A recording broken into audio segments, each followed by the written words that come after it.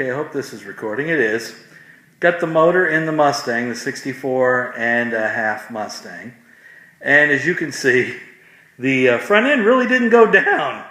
It didn't settle in. I thought the weight of the motor would bring the car body down to normal height.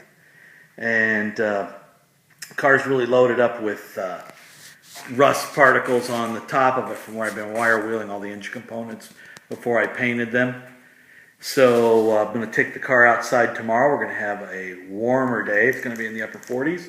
And I'm going to wash it one more time before I push it back into the garage for the winter and start working on the body, getting it ready for paint and final assembly.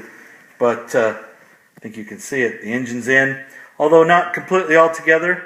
It's long blocked, if you will. Got the manifold installed, the exhaust manifolds. I know you can't see them because there's not a lot of light under the hood, but it's in. Looks great. Went together real easy. All the parts, all the big cast iron components are all date coded properly and come before the assembly stamping date.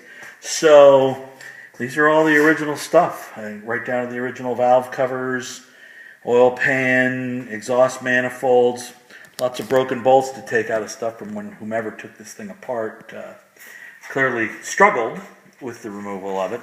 So I just wanted to get it all back together before I start the bodywork. Having the right amount of weight in the car, I think, is proper to getting all the gaps right and lined up. And as you can see, I'm also going to put the transmission in it. Most of the gaps aren't right, so it's going to take a little bit of work. And I was hoping that when I put the engine and transmission in, the body will settle down and it will start to look like a car. I may have to put the transmission in and jump up and down on the front suspension some more to try to get it to settle out. But right now, it's still sitting like a gasser really high on the front end. And it does move. It didn't want to when I first started jumping on it, but now it moves.